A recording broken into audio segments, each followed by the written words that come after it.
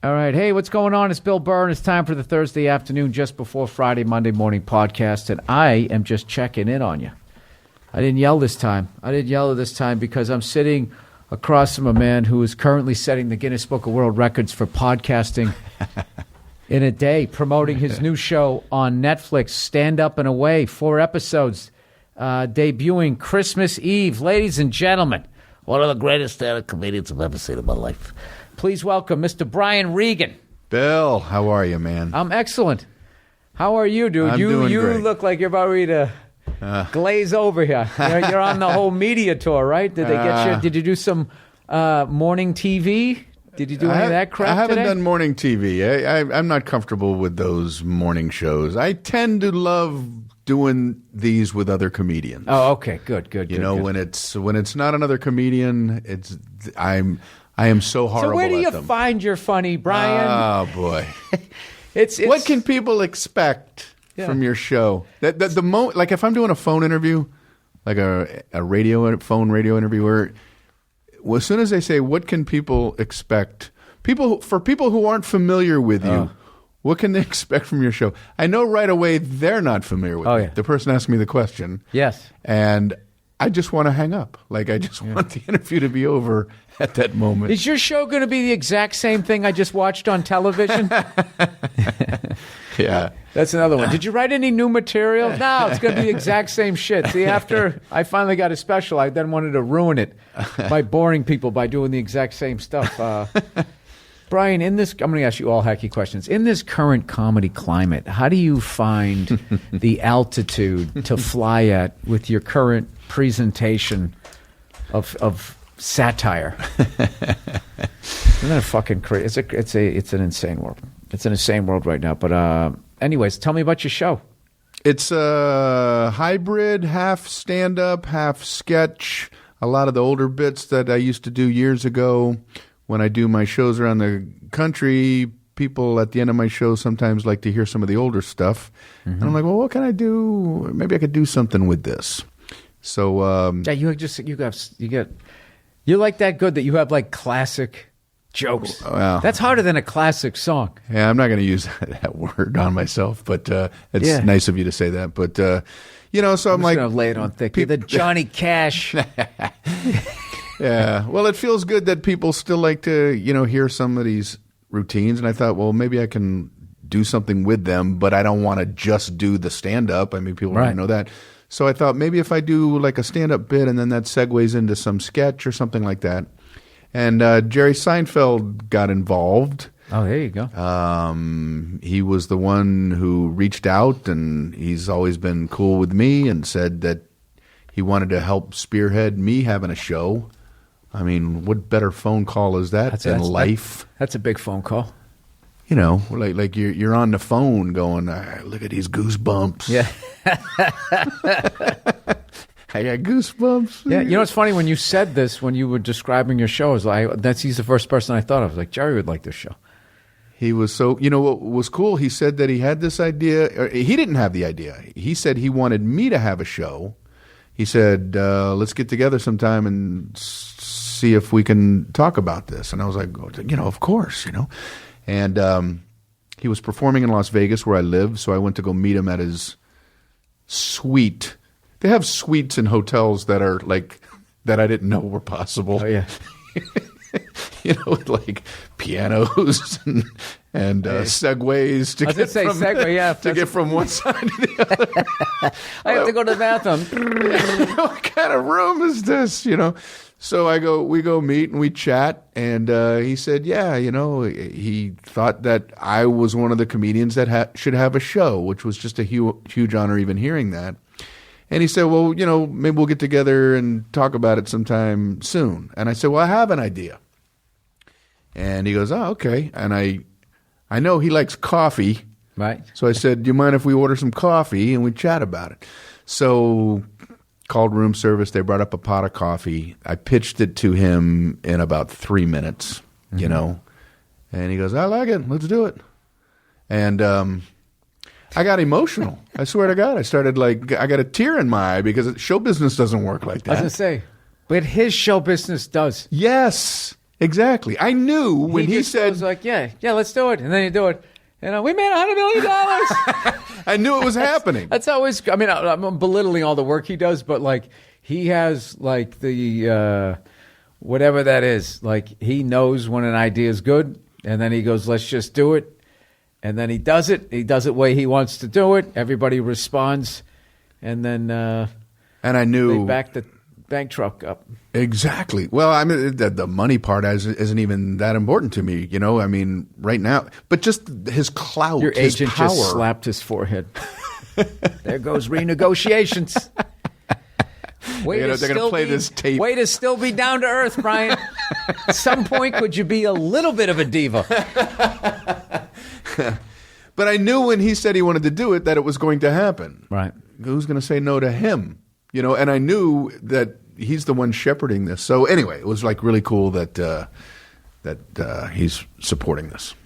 Yeah, I would say that would be a if you're going to go in with anybody, that would probably be something. So you did 4 of them. How long does it take you to shoot an episode? I'm fascinated with this aspect of it, of the when do you get to go home aspect of show business. Well, there was a lot of writers' meetings, you know, a bunch of weeks of that, you know, just coming up with the sketches. A lot of the sketch ideas I had already had. And then we shot the sketches. Also, not every one of them is based on one of your older bits. It's some of them are, and some of them are newer ideas. None of the sketches are stand-up done as a sketch. I didn't want to do that. Stand-up, I love stand-up, and stand-up should be stand-up. You can't do the one where you wanted to do the cattle prod and the person who's just standing where they're supposed to be walking in the airport. That was one of my favorites. I'd like to see someone get... maybe that one. Maybe that one I'll do. Yeah. But I wanted the stand-up to be stand-up, and then I wanted some type of transition into a sketch. Sometimes it's a natural lead-in. Sometimes you have to kind of like horseshoe it. You know what I mean? And but that was part of the fun, too, is like manufacturing these segues into sketches. So we shot all the sketches, and then we shot all 4 episodes in 2 nights. In front of a live audience, where we would I'd do stand-up and then throw to the sketches. Perfect. Yeah. So, in theory, if you got 10 episodes, you could be done by Wednesday. 4, 4, and 2. You could do a half day on Wednesday, like they have a PTA meeting, and then you're done. Yeah, it was cool. It was cool. And then, you know, the final night, you know, it was happened to be my birthday, and had a big birthday celebration after that. So it was like a nice, it was a cool experience. That's awesome. Well, my next time I do a TV show, I don't think I'm going to do animation again. I tried. I thought I was being so smart. I love my show. I love doing the show, but it's just like there's always, I shot the episode in 3 days. I'm like, Jesus Christ. Takes us a fucking year to get this thing done. So, who are some of the cast members? Anybody I know? I didn't want a normal cast. I cast per sketch, you know, so it isn't like there's people from ISIS. How against the grain did you cast here? I wanted, like, if it was a particular sketch where you had 3 characters, we would cast for that particular episode or that particular sketch. You know, I didn't want like a Mad TV or a you don't SNL want kind of thing. Known people. No, whoever services the thing. You know. Okay. And so there's some obscure people, but they were all great. Soon to not be obscure when this thing debuts. Like I said earlier, 4 episodes on Netflix, Christmas Eve. So you're a Florida guy, right? Yeah. What can people expect from a Florida guy with a sketch show? Sorry, I just love those questions. What do you think about our current president? Is that crazy? I bet you get a lot of material out of that. Yeah. I also hate in a social situation when you meet somebody who just finds out you're a comedian, and like every single thing that's said, they have to throw in, I bet this is going to end up in your routine. You should talk about this. You know, somebody has a chip and they put some guacamole on it and it falls on the table, and they go, I bet that's going to end up in your act. No, they're in front of you in the buffet line. Don't put this in your act. Yeah, I usually try to avoid bombing. My job is to entertain. I mean, I might put this in the act. Yeah, right. This. Because now we are. We're putting it in the act. You described The guac falling off the chip. You know what I want more of? I want more celebrities, if I can say the word, telling me about their political opinions. I can't get enough of it, because I'm very unsure on what I think about the world and which way I'm going to vote. And then all of a sudden, the sixth lead on a sitcom, informs me about finning or something, and I'm like, oh, okay, that's how I need to think about that. I want to see the flip. I want to see an inauguration ceremony for a congressman, and during his swearing in, he says who should have won for wardrobe design in a movie. Yeah, criticize some movies. Yeah, criticize the wardrobe winners, which of course is absurd, but yeah, I know. It's a weird time, man. I've never felt I don't feel old. I just feel like it started with the music. I didn't know what people were listening to. I didn't know what the popular bands was, and then I started to not know who the players were playing sports. And now it's like, I don't know the words. I don't know the words. I'm not that bad. I don't agree with it. When the Academy Awards come out, it used to be I had seen all of the movies that are up for Best Picture. Then it was like, oh, I didn't see that one. Then it was like, I saw a couple of them. Right. And then now it's gone to the point where I've never even heard of any of them. Yeah. I've never even heard of them. Yeah, I haven't even heard of them. Well, now there's so much stuff to watch. You heard they just got rid of another Oscar host?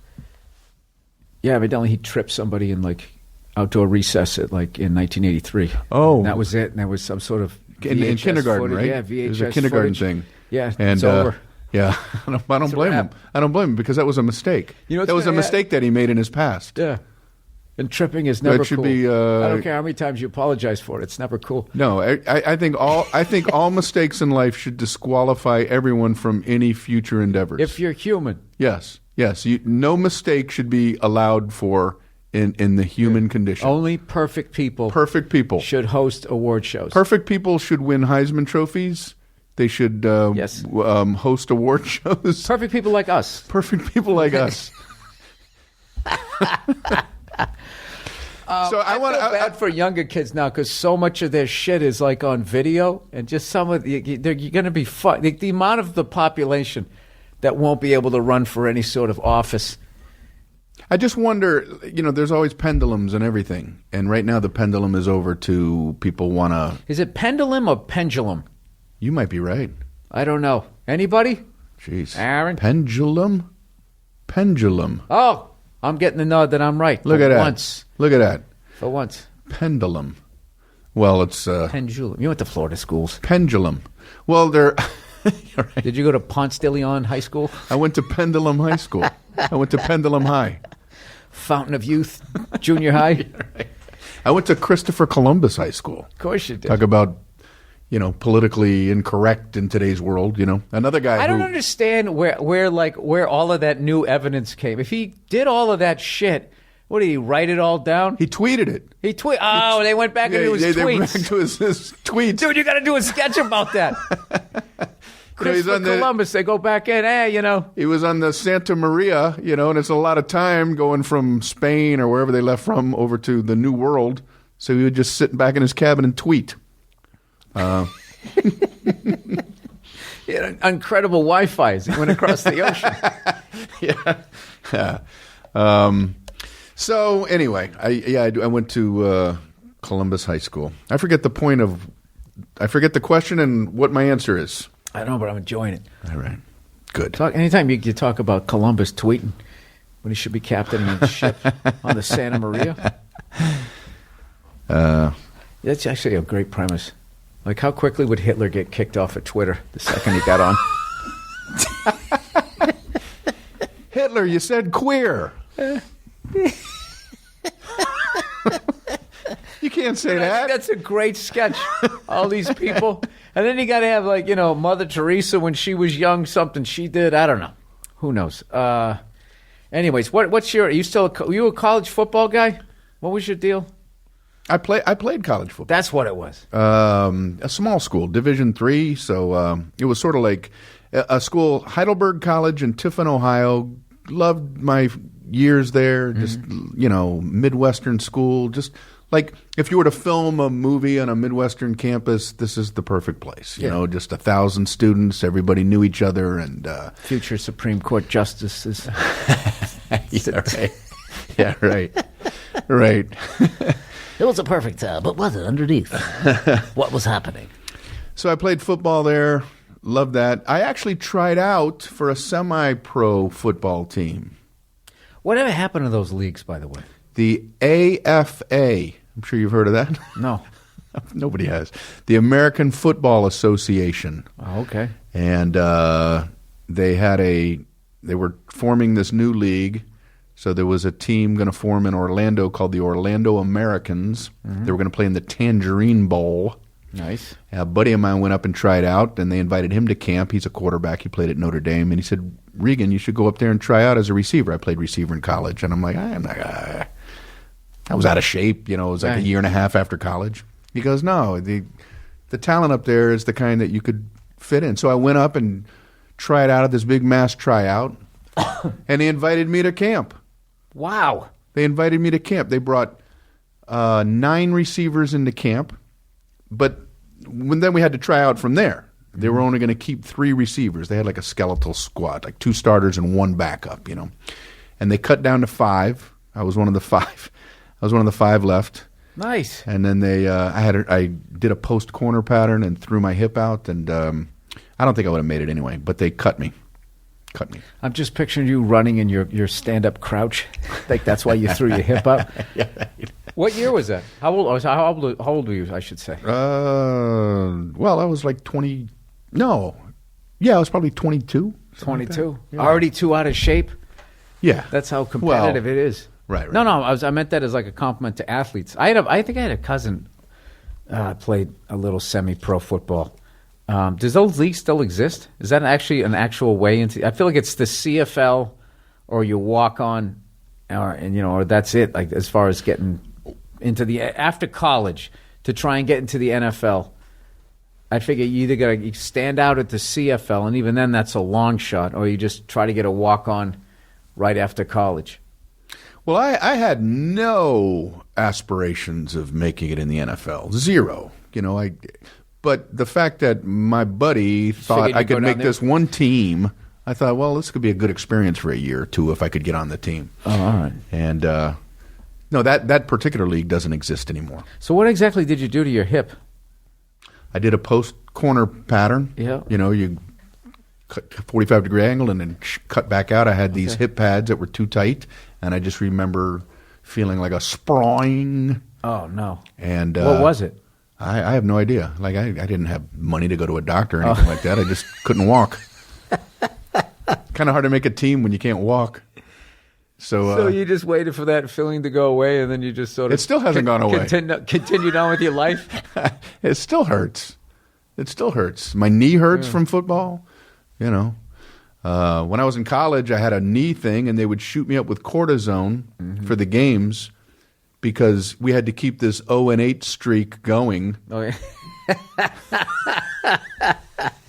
You know what I mean? And they would shoot me up with cortisone. It was amazing because the pain was so intense when they didn't shoot me up. Like I could barely walk. And then they would shoot me up before the games, and I'm on the field running around like a deer, like I felt like Bambi. But while I'm running, I'm practically hearing crunch, crunch, crunch, crunch, crunch, crunch. Just twisting my knee up, And I finally quit. I quit college because of the knee. I was worried that I was going to do permanent damage to it.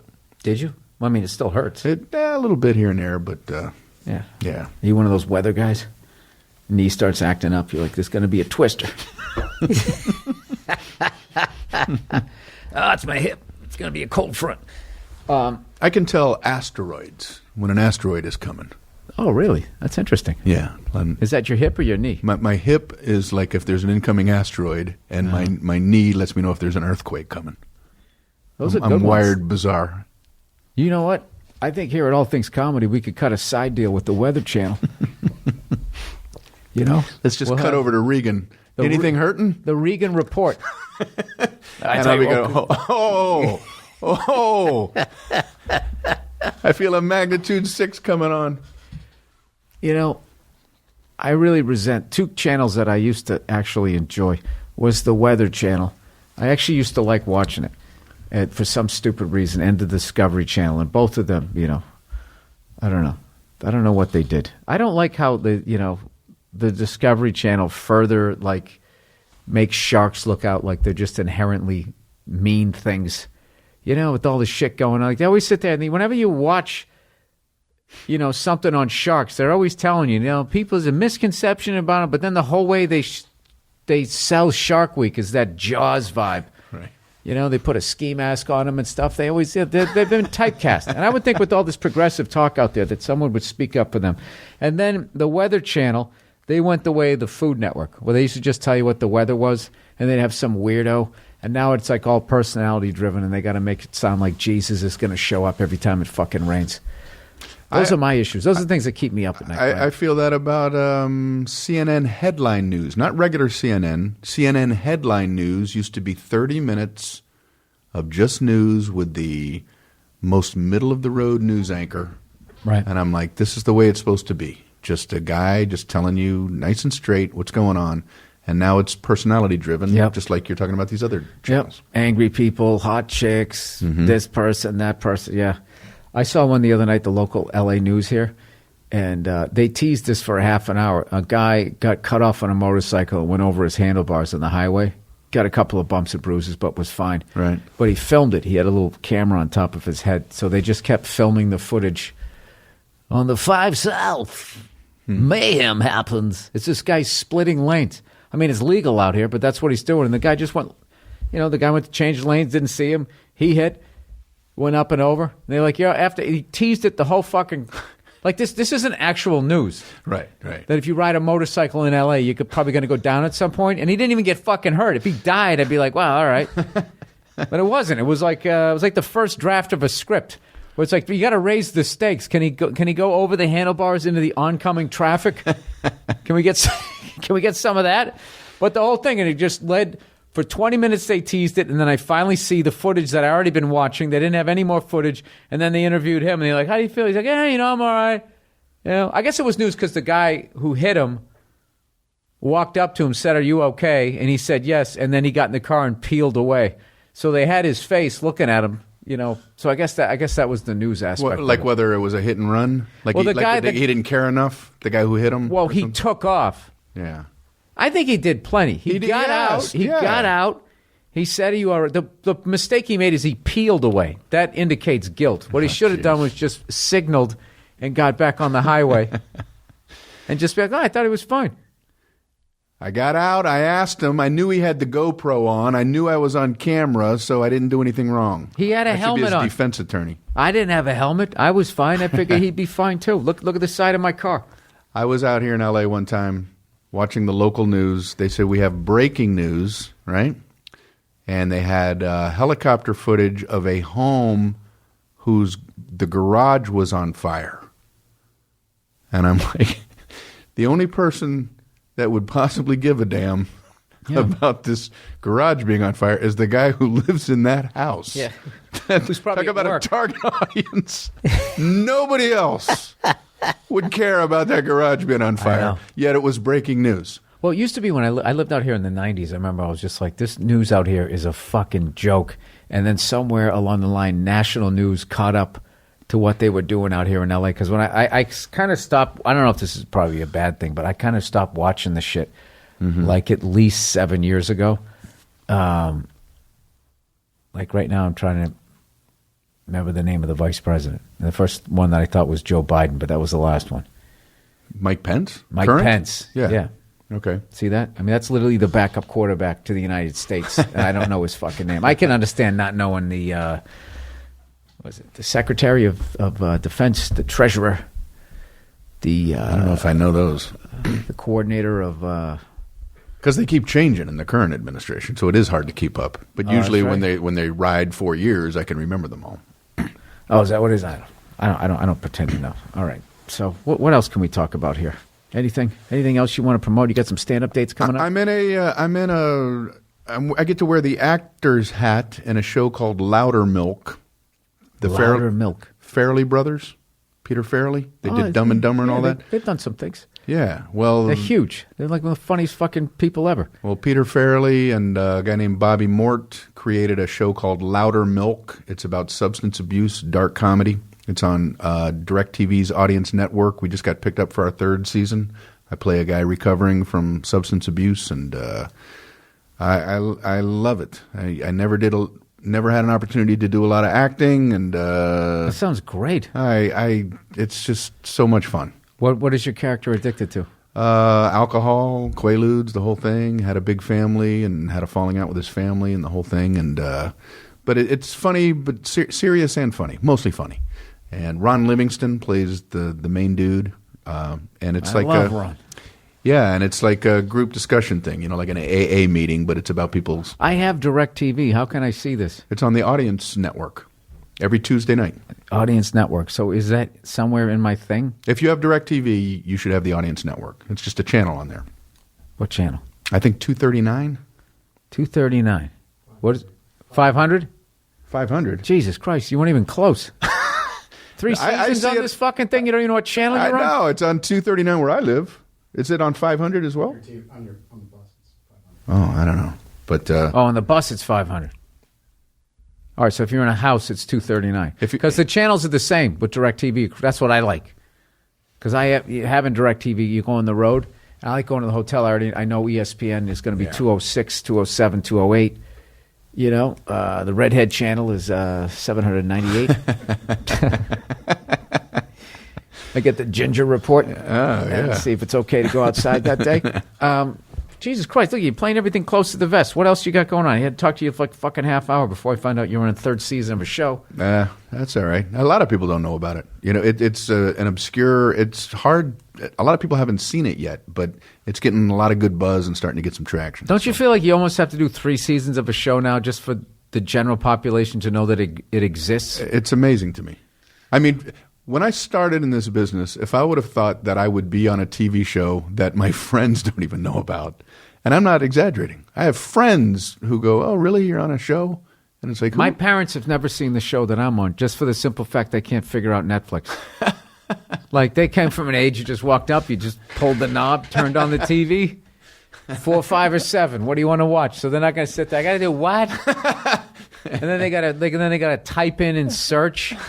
Like, they're just gonna be. I'm not fucking doing that. They are old school. So yeah. I actually talked to somebody. I've told this story before. I talked one night. I was talking to another comedian, and I was telling her how much I liked her show.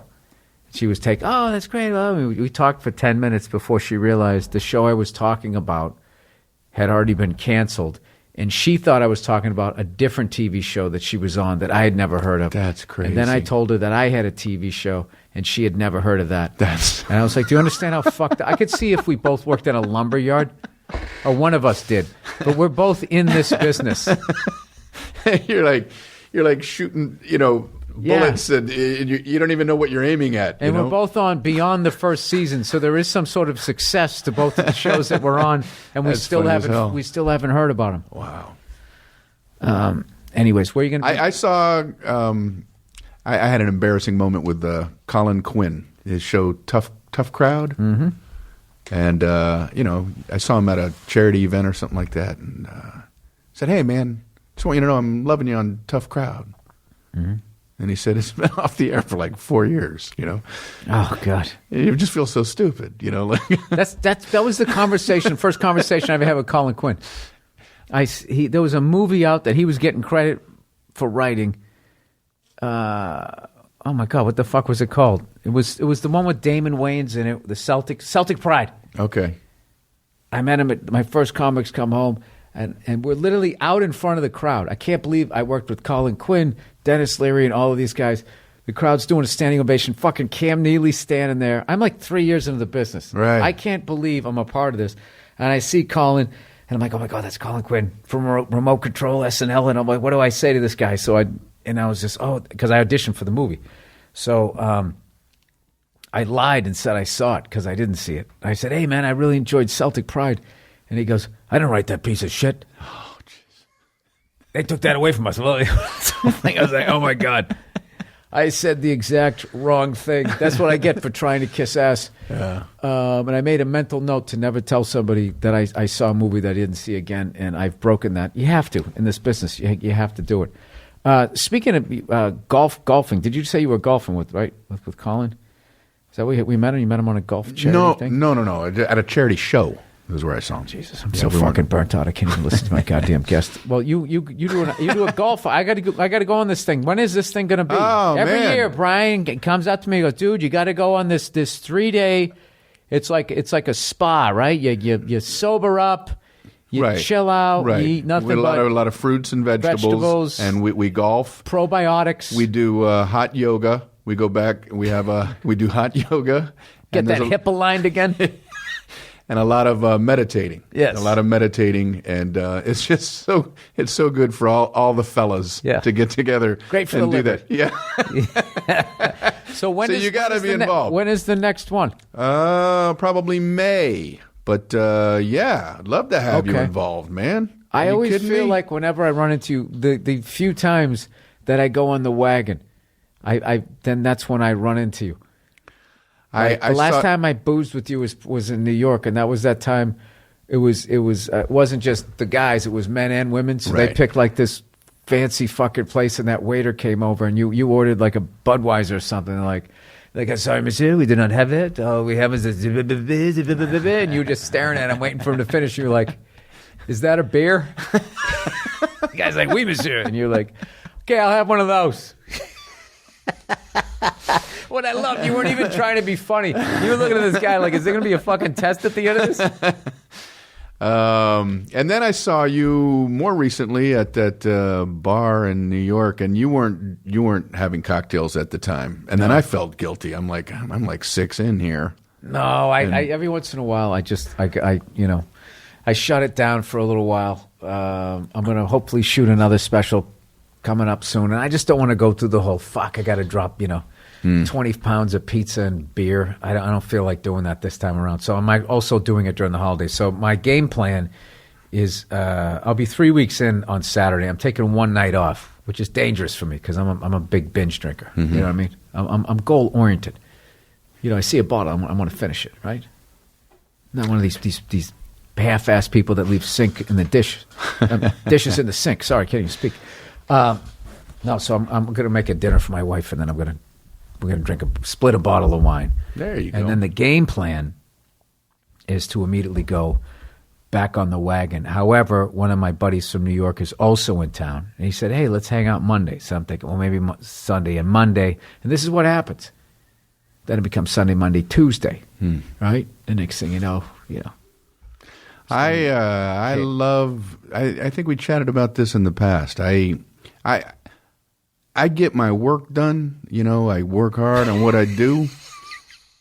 And I put my nose to the grindstone, you know what I mean? But you're giving me the classic I work hard, play hard. Yeah, but you guys can see the hand movement. Trump's got to get this one down. It's like the thumb and index finger, everything else is lined up, and then the pinky's up, like you got a little teacup. But when I'm going to go out, and I'm safe about it, car service, the whole thing, guys together, getting ballistic. I like those moments or those evenings. Yeah. And it's not weeks. good. No. I love those months. Yeah. When you get lit up. Half the year. I hate the winter. I don't want to remember it. That's right. I want to be warm. That's what hibernation is all about. Yeah. So it's probably not a good message for people out there, but fuck all everybody of them has to have they their got vice. a fucking problem with it. It's like, Jesus Christ. That's my vice. Yeah.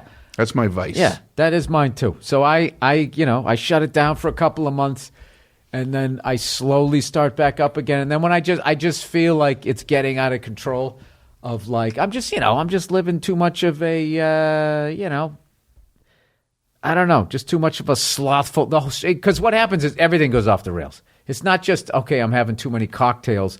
It's like I'm also eating a steak and cheese. You want a fries, side salad? I'll take the fries. Well done. I start doing that shit. So every once in a while, I sort of dial it back, and And I dial it back, and I get 8 hours sleep, and I'm just sort of I like it in the morning, but the rest of the day I'm sad. So you like waking up like having not drank the night before and go, hey, this Stomach's feels good. flat, got 8 hours sleep, nobody to apologize to.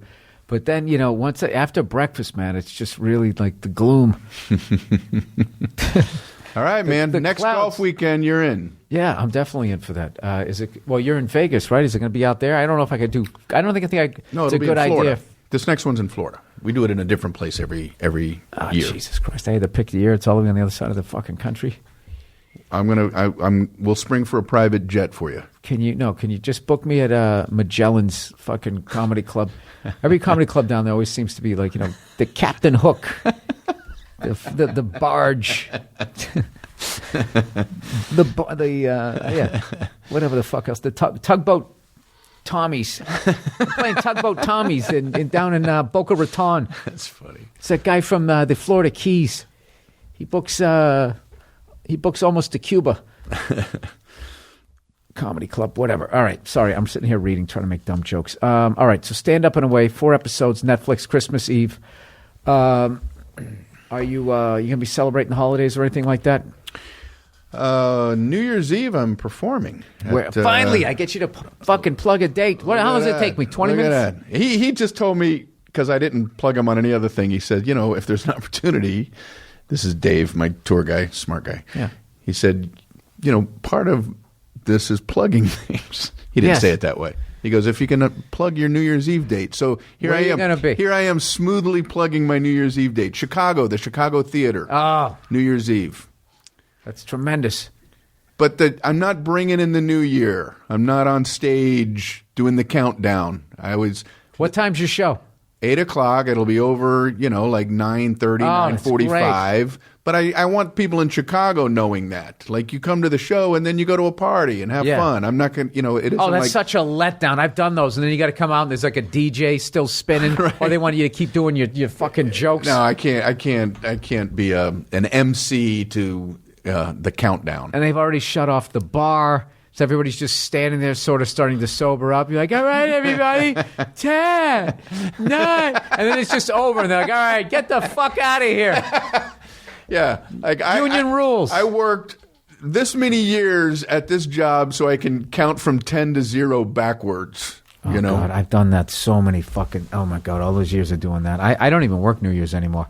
I work a couple extra in November and December, and then I take that night off. So I'm going to take my wife out is what I'm going to do. There you go. She doesn't know that yet. Because I usually Be a go, surprise. Yeah. So that's what I'm going to do. All right, so that's it, everybody. Brian Regan, everybody. By the way, dude, you were such a huge influence on me. You're one of the greatest comics I've ever seen, and just decade after decade, just still in, the upper echelon. Everybody always brings you up when they go, the best guys ever, the best fucking albums and all of that stuff. So if you're in the Chicago area, New Year's Eve, it's an 8 o'clock show. He's not doing the countdown. So get some friends to hang, go to the show, and then afterwards pick a bar. And last time, Stand Up and Away, 4 episodes, Netflix, Christmas Eve. Hey, before you wrap up, I have to say, I think you're a genius. I think you're wonderful at what you do. When you throw me a compliment that way, it means the world to me. I love watching your craft and how much you put into it. You have a wonderful comedic mind. So that compliment coming from you means the world to me. Thank you. And you said that perfectly, just the way I wrote it out. I love you, brother. All right, man. Happy New Year and Merry Christmas, and we will golf in May. All right. All right, let's do the little bit of advertising here. Tipsy Elves, everyone. Everyone needs an ugly Christmas sweater this time of year. Do you want the bragging rights for the most talked about sweater at the holiday parties? Then wait till you see Tipsy Elves' hilarious, reimagined, and irreverent new designs. You better get these soon, man. It's almost Christmas here. Stylish Christmas suits for the classiest of holiday gentlemen. Interactive sweaters. Oh, gee, you got that. In this climate? I don't know about that. Beer pong, cornhole, drinking game, darts, so Uncle Bob can relive his college glory days at the family dinner. How is that interactive? Do I not know the definition? That must be the third definition in the dictionary. Interactive, to participate with another person. Definition number you get down to 3, it's like ugly Christmas sweater. Anyways, and even hilarious themed tees and awesome cozy onesies. For women, holiday dresses so you can get down with your bad elf. Oh, Jesus. That's such a mom SUV joke. I love it. Eye-catching leggings, if you're not happy in your marriage, so you can strike a festive yoga pose, thirsty, or lounge around with a cup of spiked eggnog. And tees that slay and cute, comfy onesies. They even sell bright and crazy ski suits for when you're shredding some gnar this holiday season. Going West Coast on that one. You won't find more hilariously awesome designs anywhere else, so be sure to order from Tipsy Elves in time for your ugly Christmas sweater party. And right now, my listeners get 20% off at tipsyelves.com when you use my code BB. Bravo, bravo. At checkout, that's 20% off anything you order on the site. Go to tipsyelves.com and enter my code BB at checkout to get your 20% off site-wide discount. Dollar Shave Club, dude! Dollar Shave Club has everything you need to look, feel, and smell your best, and you never have to go to the store. That's because they deliver everything you need right to your fucking door, and they keep you fully stocked on what you use, so you don't run out. Here's how it works. Dollar Shave Club has everything you need to get ready. They just said this. No matter what you're getting ready for, they have you covered, head to toe, your hair, your skin, your face, your nail. You just said here hours work, you're going back into more fucking copy. They have a new program where you keep you automatically stocked up with the products you use. You determine what you want and when you want it. How the fuck do you do it? From once a month to once every 6 months. Oh, I guess you do it on the website. Jesus, that was like somebody telling a bad fucking story. Like, when you get to the point. Plus, with their handsome discount, the more you buy, the more you save. And right now, I'm not good at math, but that doesn't make sense. And right now, Dollar Shave Club has a bunch of status sets you can try for just $5, like their oral care kit. After that, the restock box ships regular size products at regular price. Get your starter set for just $5 right now at dollarshaveclub.com/Burr. That's dollarshaveclub.com/Burr for just $5. All right, last one, everybody. Hymns. 40% of men by age 40 struggle from not being able to get and maintain an erection. It's because they're thinking too much. Even if the world's greatest actor, even the world's greatest actor can't fake one. Why do you guys turn to weird solutions or do nothing? I don't know, because you get shamed for it? You know? What am I going to go on Oprah and talk about that? My pee-pee won't work.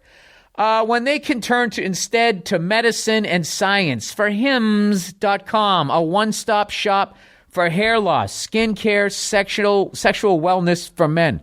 Answer a few quick questions and chat with the doctor for confidential review. How does you... I mean, I know blood goes into your dick. There's got to be like a garage door in there, like a valve. You know? It's like a reverse varicose vein. It's like, this is the one you want. Products are shipped directly to your door. Wait, answer a few quick questions and chat with the doctor for confidential review. Products are shipped directly to your door.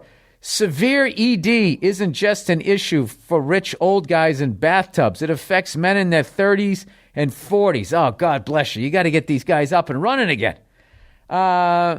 This is like gas monkey for your dick. It's like a garage find. Being your best means performing your best. It's erectile without the dysfunction. Hard made easy. Say hello to your little friend. Try Hims for a month for just $5. We'll get you started for just $5 while supplies last. See website for full details. This would cost hundreds if you went to the doctor or a pharmacy. Go to forhims.com/BurrED. That's forhims.com, FORHIMS.com/Burr. ED, capital ED. All right, no space between Burr and ED. Forhims.com/BurrED. All right, now listen to a little bit of music, and we got another half-hour greatest hits from some Thursday afternoon just before Friday, Monday morning podcast from earlier this year, or possibly 5 years ago.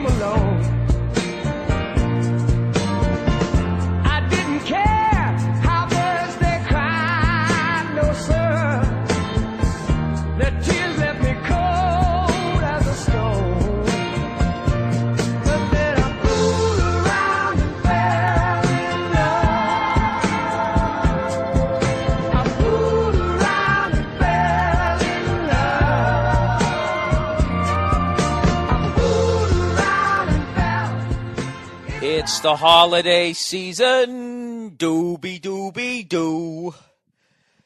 Who sings that song? What's up? It's Bill Burr. It's the Monday Morning Podcast for Monday, December 13th, 2010. How the hell are you? I've had that fucking song in my head. I heard it on the radio in, like, the grocery store, you know? I was going in there to go buy a ham, some glazed gelatinous shit, right? And I was in there, and there was this song on the speakers there in the ceiling of the grocery store that I just mentioned I was at, if you forgot already. You know, and I'm driving around. I got this big fucking ham sitting in my grocery cart, and through the speakers, there's just this guy. It sounded like it was from maybe the 50s. You know, it's the holiday season, dooby-dooby-doo. I can't remember if he went dooby-dooby-doo, or that's just how I remember hearing it. I'm trying to give you more lyrics because I got to know the name of this song because I want to download it.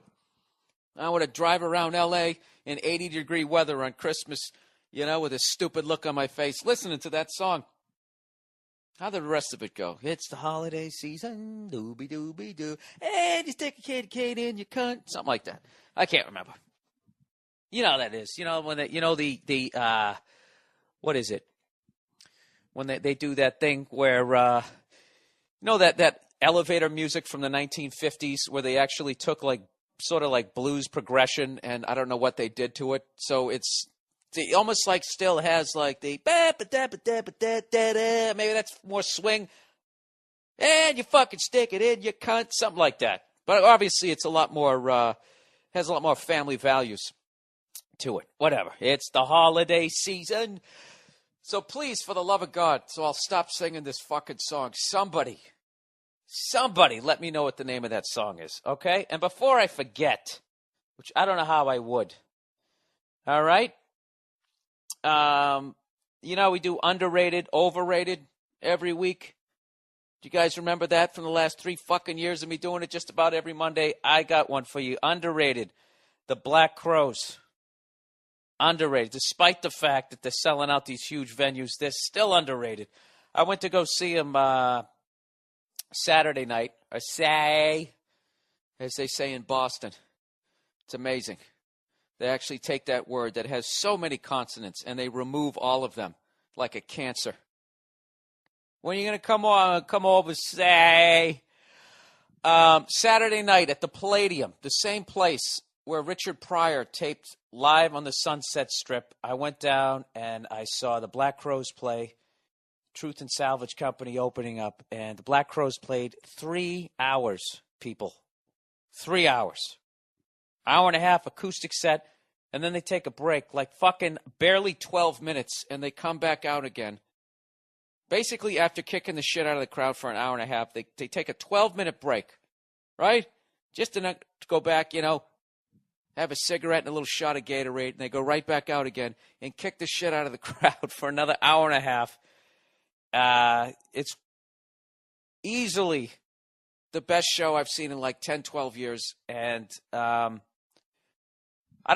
just go see them. They're up in San Francisco. If you're in the area, they're playing the Fillmore all this week, and they were unbelievable. And the greatest thing that I liked about it was everything that you were hearing was being produced by human beings, the humans that were on the stage, as opposed to all this other shit that you go to see. Now, I'm not saying these people aren't talented, but, you know, I've been flipping through the channels like an old man, you know, 4 fingers inside the fucking waistband of my pajamas. You know, the guy, you know, the fucking, what's that, Married with Children, just sitting there, you know. You got the remote in the other hand clicking through, and you see like you know, these little Pop-Tarts, even a guy like Usher, who's tremendously talented, the singing, the dancing, and all that shit. You're hearing all of these instruments that are not on the fucking stage. And then you're also hearing, like, I can't say with him, I can't remember who exactly it was, but, like, you hear at least, it's like the person is singing with themselves. They have the track going, and it's like so, I don't know, musically, socially acceptable now. Like back in the day, if you got busted doing that, that was like the end of your fucking career. Everybody's just like, he's a fucking sellout, man. and that was it. You didn't sell shit. So the fuck am I trying to say? It was awesome. It was an unbelievable show, and recently I finally started downloading actually some Little Feat. It's a band like 20 years ago. The guys I worked with in this warehouse were telling me I should get into them, and I finally got around to doing it. And downloaded their greatest hits and that live album, what's it called? Waiting for Columbus, I believe.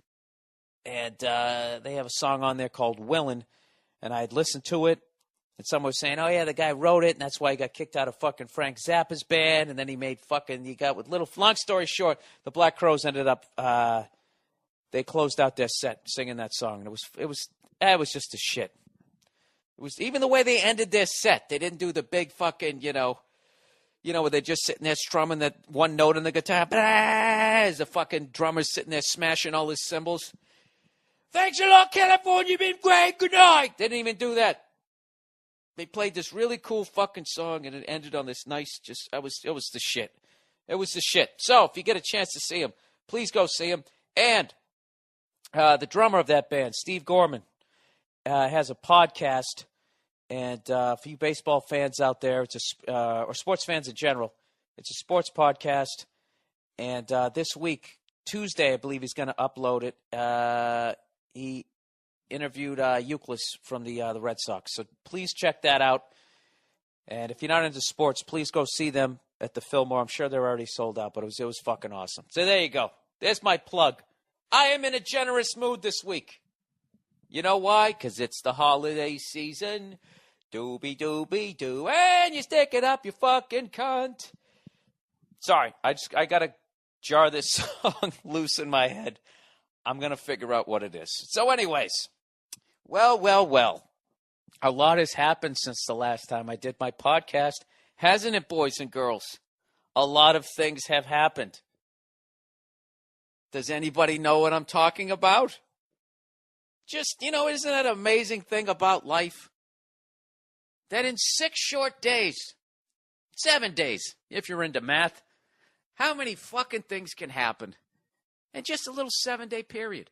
If you go back 8 days and you think of what you thought about certain aspects of the world and how different your opinion is a mere 8 days later.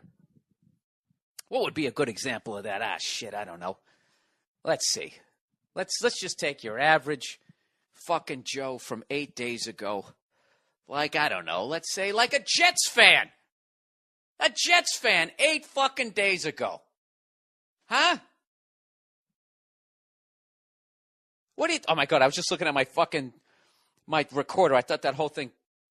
I thought I didn't record it. I thought he said you wanted one. I thought the thing had shut off. Let's continue here. God damn it, I just fucked up my momentum. A Jets fan 8 days ago. What the fuck were they thinking? Huh? I'm walking around now, people. 8 days ago, those motherfuckers thought that they were going to win the Super Bowl. Probably thought that they were going to go into Foxborough, grab fucking Tom Brady by his updated mullet, slap him around a little bit, put a couple of more dimples into his chin. That's what they thought was going to happen.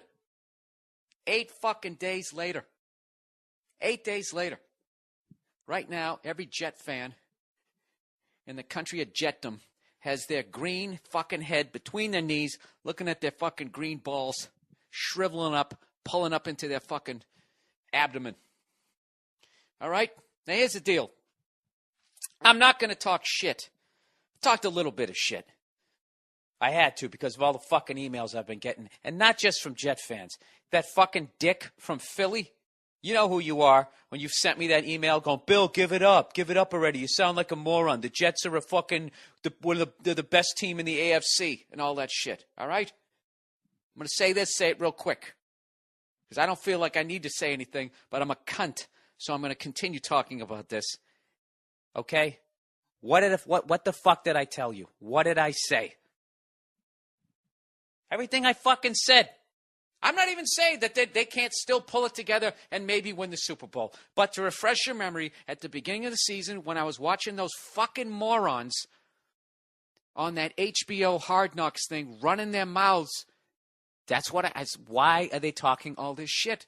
They're talking as if they already won 1, 2, 3 fucking championships. And do you remember what I said? I said the Patriots, the fucking Ravens, the Steelers, the Chargers, or even the Dolphins could beat this fucking team on any given Sunday. And lo and behold, within 6 days, 2 fucking losses. So that's it. I had to give you one. I told you so. All right? And here's one for you, Jets fans. If you think I'm thinking that the Patriots are fucking going to win the Super Bowl and that the defense I saw the last 2 fucking weeks is their defense now, you're sadly mistaken. This is why you fuckers get disappointed every year, is because you see half a ray of sunlight and you think, that's what it is. I still don't like our defense, all right? 2 fucking great weeks in a row does not make up for the fact that you shit the bed and let up 24 to 30 points for the first fucking 11 weeks or whatever the hell. 9 weeks, whatever. I don't know.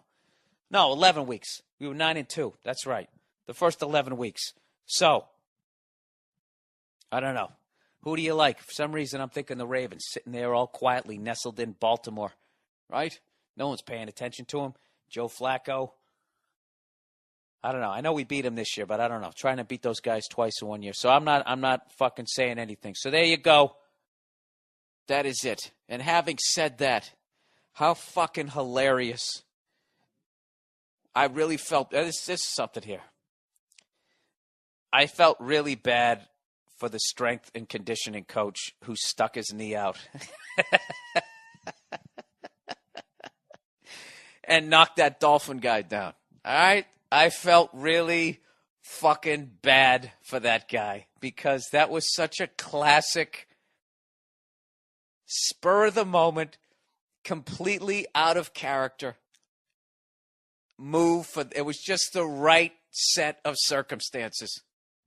Had they beat the Patriots the week before, he wouldn't have done that shit.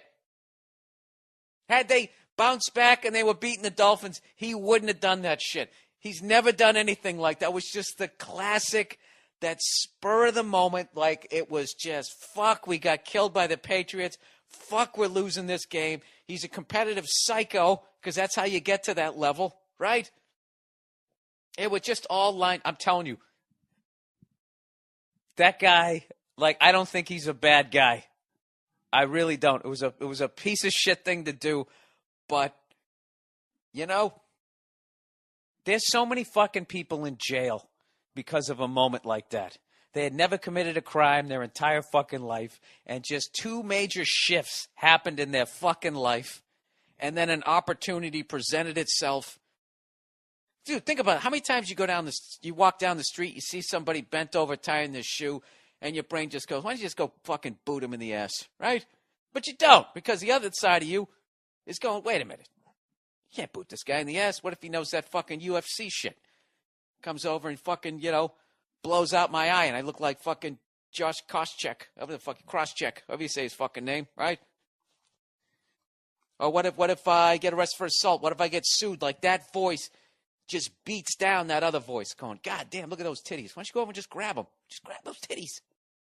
They're right there. Grab them. But you don't, because you have a job. You got a family, because you're working towards something, and it's going relatively well. You're on course. But then what happens? Girlfriend dumps you. You lose your fucking job. It starts to unravel. And when it starts to unravel, that voice in your head, why don't you just fucking kick that guy right in the balls? Becomes so fucking loud that other voice of reason it's way in the back of your head. Oh, you don't do that. It hurts. You can't even hear it anymore. And that's what the fuck happened to that guy. Dude, I'm telling you, last night that dude was sitting there. Why is this fucking thing saying I'm peaking? Now, is it too loud? I'm trying to overcompensate for the fact that people were saying that my podcasts were too quiet. I'm trying to overcompensate. There we go. Why is that light sitting there going peak? Hello. Test 1, 2. Test 1. Oh, fuck you. Okay, so evidently the reason why it said peak was because I had reached the memory limit for my LS10. All right, I deleted some shit. I'm back. So anyways, the fuck was I talking? I was talking about that guy. I guarantee you, he's not a bad guy. Last night, he was sitting there talking to his wife. He couldn't even sleep. His wife or his girlfriend, you know, she's sitting down in the corner, you know, holding her knees, sitting in the corner going, why did you do that? And he's like, I don't know. I don't know why I did it. Like Gus Grisham in The Right Stuff. It was a glitch. The hatch just blew. I don't know why I did it. I was standing there. We were losing the fucking game, and the guy came by, and I only stuck it out a little bit, man. I just stuck it out a little bit. He's just fucking muttering to himself, why did I do that? Why the fuck? Why did I do that? That was so fucking There's guys in prison right now. Why did I listen to that voice? Why? I paid my taxes. I was a Cub Scout. Right? I fucking made sandwiches for my kids, sent them off to school. And then just that one day, my fucking neighbor. Excuse me, Carl, could I talk to you for a second? I know we've discussed this before. Is there any way you could just not have your dog relieve himself on my lawn? And there just happens to be a fucking shovel. And you're just looking at his mouth. You know, and you just hit him with the shovel. Bang! You fucking do it. Then you're like, fuck, get up. Please get up. Please get up. Did anybody see that? Bury the shovel, man! And then you just go down that road and you've never committed a fucking crime. And then you end up in jail. It was just because of that one, the circumstances were there. I don't think that guy's a bad guy. I don't. It was just, you know, the problem is they're being led by a crazy man. Rex Ryan is out of his fucking mind. Another thing that I've said since last fucking year. Okay? That guy, I don't know if he's bipolar or if he's manic depressive. All right? But I am a psycho, and I can spot another psycho from fucking across the room. That guy is out of his mind. And you got to buy into your coach's philosophy. All right? So they bought into his shit-talking fucking John Wayne horse shit when they didn't realize he was having a manic episode. You know? All the coaches signing that bus as he's walking up and the depths of his insecurity saying that, you know, you don't even deserve to be here. He had to so overcompensate for it. By the time he grabbed that Sharpie, his manic episode was so through the fucking roof. He just starts writing on the bus, we're going to win the Super Bowl. We're going to win the Super Bowl. He did that. And he brought all his players up to this manic fucking level. And when you go that high, you crash that fucking low. And that's what happened. And in 2 weeks, this motherfucker, the strength and conditioning coach, no pain, no gain, you gotta want it. That guy, whose dad was probably like Emilio Estevez, however the fuck you say his name, his dad in the Breakfast Club, win, win, win, I hate you, you son of a bitch. That was his dad. So he's got that information up there. He's got Rex Ryan's manic, look at the Super Bowl, right, in his fucking head. And here comes this dreadlock jackass running right by him. Stick your knee out. Stick your fucking knee out. And he went with it. You saw him. He's trying to fight it. His other knee's going, no, stay back here with me. And the other knee's like, fuck that, I'm going in. I'm fucking going in. And he stuck it out. And that fucking dude, Jesus, did you ever think that you could take down a professional athlete that easily? He looked like he fell out of a car. He got kneed in the side of the leg on the 40-yard line. He didn't stop rolling to like the fucking 12-yard line. Oh. Can you imagine that? The second he did that shit, that poor bastard. I bet it felt like a cold, like he was standing under a fucking ice water waterfall. That even makes sense. And then that would be like hail. I could have just said hail. Whatever. It's fucking cold and he's standing in it. And I bet he couldn't even feel his fucking from his goddamn heart down. He probably couldn't feel anything. Just going like, oh my God. What did I just do? Oh my God. Please get up. Please get up. Oh fuck, did anybody see that? Did Rex see that? Why did I do that? Oh my God. What if I get fired? What if I get fired? He fucking went through all of that shit. That poor bastard. You know? But I got to admit, as a Patriots fan, I don't ever have to listen to the fucking Jets fans talk about cheating anymore, do I? Is the Post going to have that? Caught cheating with a little asterisk next to it for the rest of the fucking season? Huh, you green cunts? So there you go. Whatever. So that's this week in football. That is this week in football. How about those fucking Minnesota Vikings with their inflatable roof? You know? Can you imagine if that happened during a game? Even with helmets on, I think somebody could die. It's a weird thing because it's snow. You think like it's just going to be like, you know, getting a snowstorm over with in like a half a second. But that was probably a good couple 100 pounds of snow. And I don't know about you guys. I don't want a couple 100 pounds of anything landing on me from the top of a fucking dome stadium. Jesus Christ. That was one of the saddest moments I've ever seen for a professional franchise. You know? Getting ready to play the New York Giants, New York football Giants. Huh? You guys want it? You want it there? Fucking Big Blue? Fucking bring it. In 20 minutes, you got a call back. Yeah, listen, about that football game, is there a way we could do it on Monday? Monday would probably work a little bit better because, our stadium collapsed. And, we have to get a bicycle pump and we have to repair it. A little duct tape. Yeah. But I figured Detroit's in between your city and our city. It's, sort of equidistant, and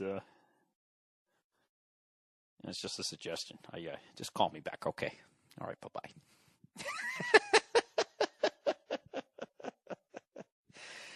Ah, fuck. So anyways, let's get into the podcast here this week. So that's it. I'm done fucking talking shit. And I got to tell you something. I'm going to pat myself on the back. I could have been a lot meaner. And you know what? I got to be honest with you. If I believed in our defense a little more, I think I would have been.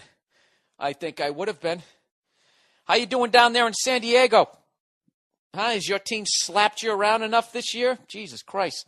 Whatever you do, do not bet on the fucking Chargers. You don't know who the fuck's going to show up. It's kill or be killed, rape or be raped. That's what the fuck's going on down in San Diego. They're either going to win 41-0 or lose 56-8. They got a safety. That's how they got the 8. All right. Now, 2 field goals and a safety, right? Is that how that works? Maybe they went for a 2-point conversion?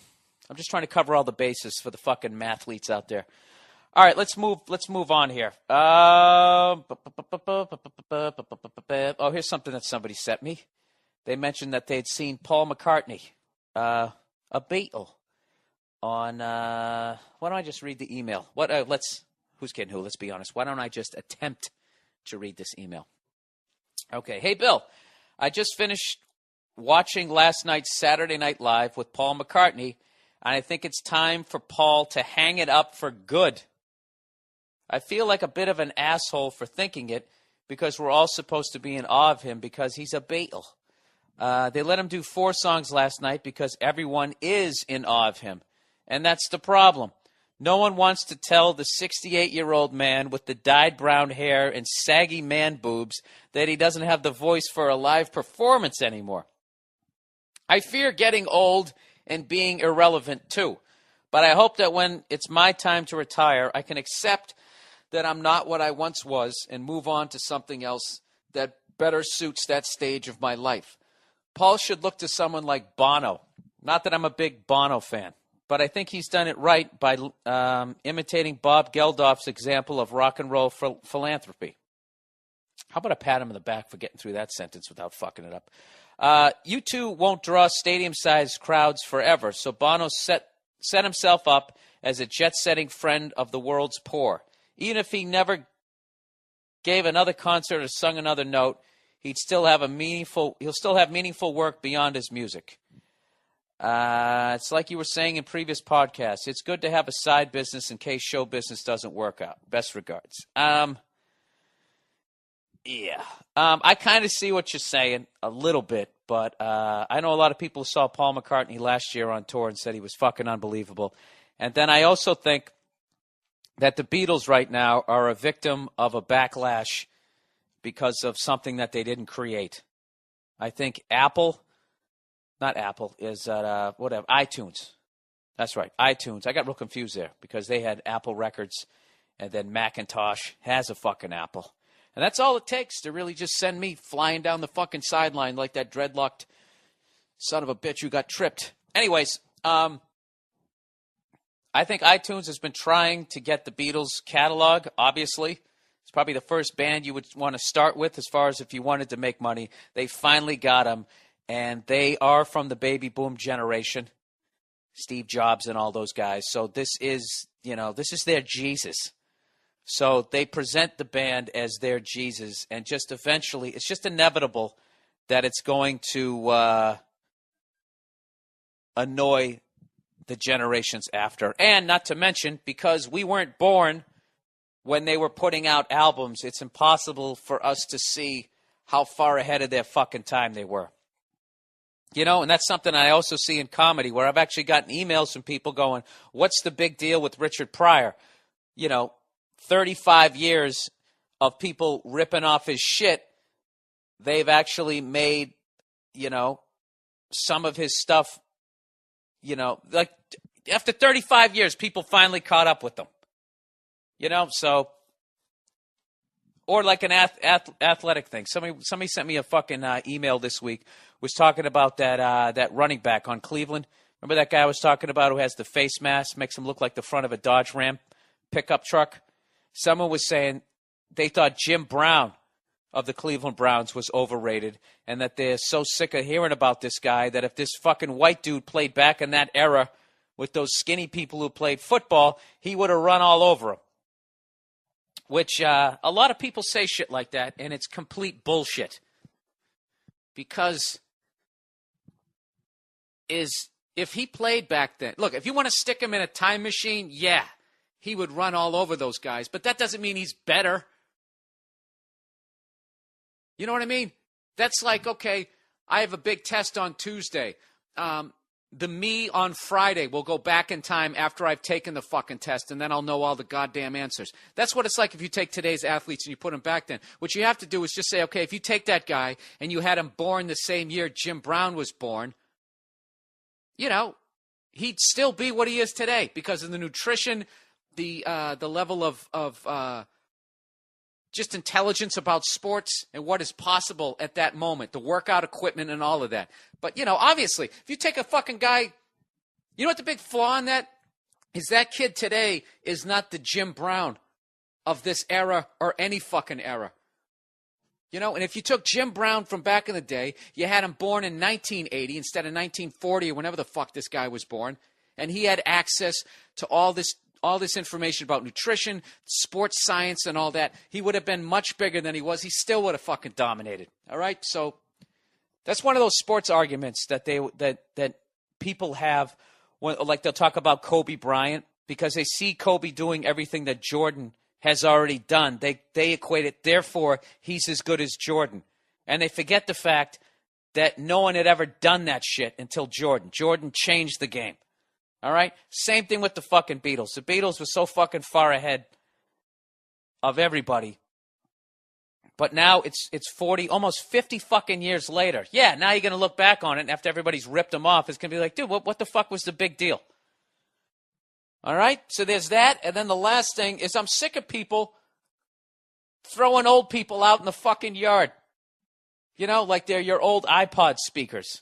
There's a loose wire. Fuck him. He's out the goddamn door. I think it's bullshit. All right? I like old people. Even that fucking asshole downstairs. I like him. I respect him. And What it is you look at them and you see their dyed hair and you see their saggy man boobs, right? Their wrinkled up tushies, right? So you equate that with their level of intelligence rather than this fucking guy has walked this planet for 65, 75, 85 fucking years. And, what's that expression? As much as things change, they stay the same. Stitch in time saves nine, whatever the fuck. I never remember expressions, whatever. This guy's seen everything that you're about ready to see. He's already seen it, okay? He didn't have a fucking iPod. Who gives a fuck? All right? A cunt is still a cunt. All right? Some things don't fucking change. And this guy has this whole wealth of knowledge. Now, here's a guy who's been playing live gigs for 50-something fucking years. All right? He can still physically play. Why wouldn't you want to go see him? With all his fucking experience, Yeah, I mean, I could see if he was jumping off the piano trying to do splits and touch his fucking toes, and then he came down and blew out his knee, and they had to give him fucking a Geritol rub right on his blown out knee, then yeah. You know what I mean? But, I don't like that whole fucking... It's like a corporate mentality. Your skin's wrinkled up. We don't like looking at you. Beat it. I don't know. I'd still go pay to see the Rolling Stones. I would. Why wouldn't you? Why the fuck wouldn't you? Those guys give me hope that I can sit there and drag my ass out on a fucking stage, 80 years old. Hey, what's up with Medicaid? Out on a cruise ship. But I do understand what you're saying because I definitely want to, if I'm on stage in my 60s and 70s, 60s is fine because I'm still going to be fucking annoyed and want to be out there. But in my 70s, if I'm still on fucking stage, I want it to be because not because I need the money, because I want to be out there. All right? I remember Keith Richards saying, someone was like, when are you guys going to hang it up? He's like, never. I'm a musician. This is what I do. I will do this in front of 2 people or 200,000. It's what the fuck I do. You want me to put down my guitar? He has a great line in his book where he talks about how much he loves guitar. I don't know if I said this last week. Keith Richards has this book called Life. It's the fucking shit. And he talks about how he loves guitar so much that to this day, he opens a guitar case and just the smell of a guitar, he wants to crawl in there and close the lid. All right? So if you ask this guy to stop going out playing live, you might as well put a bullet in his brain. You're killing the man. Okay, so having said that, let Paul McCartney do his fucking thing. Hasn't he been through enough? I mean, that guy truly found the love of his life. All right? She fucking dies. Then he's in a bad place like the fucking Jets strength coach. He goes out, he marries some gold-digging whore with one leg, which was the classic fucking misdirection. Because I bet in the back of his head he kept going, I think she's a fucking gold digger. And then that other place, dude, she only has one leg, man. Stop being so mean, right? And then he just gave into that. There you go. Hey, you think if you tried to trip her, you stuck your knee out, maybe there was a possibility that she's athletic enough that her fake leg would just fall off and she would just be able to continue hopping down the sidelines and make a play? Granted, she'd get a penalty if she ran out of bounds on her own. There's a question for you this week. If that fucking gold-digging whore with the one leg, if she ran down, she had a fucking Dolphins uniform on, right? She went to the islands and got her hair braided by some dude in Jamaica, right? And she comes flying down the sideline. If you stuck your knee out, hit her fake knee, right? Knocked her fucking leg off. Why am I repeating what you just heard? Everything I just said. Do you think that she would have the ability, running full speed? All right, we'll adjust it a little bit. You tell her you're going to do it. You tell her you're going to do it. Your leg's going to fucking pop off. No, the fake one. Jesus Christ, what do you think, I'm an asshole? Would you shut up, you dumb whore? All right, I'm going to fucking shut up. I'm going to knock your fake fucking leg off, sweetheart, when you're running full speed. If you can keep your balance. All right? We'll give you some shiny shit, you gold-digging whore. Do you think she could do it? That is my question for you during the holiday season. Doobie-doobie-doo, and we knock off your fake leg, you cunt. All right. What else do we got here? You guys want some YouTube videos for the week? Okay. Once again, as great as the Black Crowes were, let's talk about some fucking music that I respect, but I have to shut it off every time I hear it, and that is basically the melancholy singer-songwriter, put a gun in your mouth, early to mid-'70s shit. You know, did I talk about this last week? I can't remember. Like Carole King singing, yeah, it's too late, baby, now it's too late, but we really did try to make it. Something inside has died, and fucking kill yourself, you douchebag. However the fuck it goes. That song, James Taylor. I've seen fire and I've seen rain. My fucking friend died in a plane crash, and I always thought that I'd see you once again. Carly Simon. That's the way I've always heard it should be. I'm telling you right now, don't ever listen to that song on a rainy fucking day. If you put that song in, you have a 40% chance of doing something really harmful to yourself. Joan Baez, Diamonds and Rust. You know? And I have the song, if one of those songs ever comes on, you're in a car and you don't have control of the radio, and you just feel yourself getting dragged down this bottomless pit. I have the song that is basically like that adrenaline injection to the heart, like in Pulp Fiction. Just put on Huey Lewis' Hip to Be Square. All right? I can't take 100% credit for that. Me and young Joe DeRosa, all right, the teen idol sensation of the Opie and Anthony program, was actually a segment that we'd love to do on the Uninformed show that we do once every 9 years at this point. We were talking about how it's impossible to be depressed if you listen to Huey Lewis in the news. Put on Hip to Be Square. I challenge you not to fucking get a smile on your face. It's like trying to hold off a yawn. You know, you can't do it. It's impossible. So I don't know. I don't even know why I'm bringing this shit up, but like I don't know what it is about that music. I respect it. Once again, getting back to the Black Crowes thing, because it's actually human beings producing all the sounds that you're hearing. All right? But, you know, Jesus Christ already. Do those people have any happy songs? Who's another one? Oh, that fucking girl who sings in the falsetto with those weird eyes. Joni Mitchell. Singing about pave the parking lot. Pave paradise, turned it into a parking lot. You don't know what you got till it's gone. All right, Joni, I got it. Last week was better. Jesus Christ, you fucking... You know? I don't know. Was there a point that was made there other than the fact that I can't sing? Here's a music question for this week. As you guys also know, other than playing drums, I fuck around on guitar. I recently bought AC/DC Flick of the Switch, another underrated, which I know I did last week. Underrated, AC/DC Flick of the Switch. I just want to know, what tuning are those people in? Are they tuned down like half a step? Because it's like I listen to the album, I shut it off, then I go to figure it out. Like, let's take the first song for you guitar players out there. Rising Power. All right? He's doing a pull-off down to a B chord, right?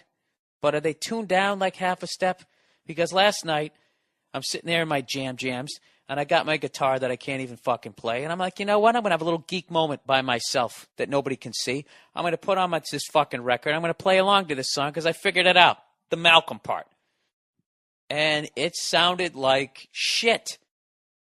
And I tried tuning down half a step, and I just could not fucking figure it out. And beyond the fact that I suck, can somebody help me out? What are they doing there? I know it's not a drop D. Drop D tuning, because I know what that sounds like. That sounds like Satan is your bitch, and you got some errands for it to run. I know what that sounds like. And I challenge somebody to come up with a riff in drop D tuning that doesn't fucking rock. It's the shit, right? But there's that tune down half a step that I can't fucking get. Come on, man. You heard how I sing. Help me out here. Help me out, or I'm going to fucking sing for the rest of this podcast. All right? It's the holiday season. All right, wait. Let's continue on here. I got my I tell you somebody rear-ended my Prius. You know what I mean? Which really is like fucking booting an 8-year-old in the ass when you really think about it. And got it just hard enough where I couldn't walk away and be like, don't worry about it. You know, my hatchback wasn't quite closing correctly. You know what I mean? Didn't quite work on the hatchback area. Kind of like a girl with a big booty. You know what I mean? There's always a little bit of butt crack coming out. Always got a tug, you know? That's how you can judge if you see a girl with a nice ass, whether or not she's a whore or not. If she's constantly trying to adjust her jeans and pull them up so her ass crack isn't coming out of the back of her pants, that's a good girl. That's one you can take home to mom. Just make sure she wears a dress. But if she's just standing there with like an inch and a half coming out and she doesn't give a fuck, I can't even say that she's a fucking whore, but either that or she's just accepted who she is, and for some reason that they don't make jeans for girls like that. All right? That's one of those references that it just was such a visual to me that I completely forgot what the fuck I was talking about. Let's go back. Were you talking about... Was I talking about guitar? Who gives a fuck? Oh, I was talking about my car. So anyway, I'm getting it fixed this week. And so I went down to the rental car place, and it was the usual. I go down there, and I ask for a fucking an economy car. You know, I don't give a shit.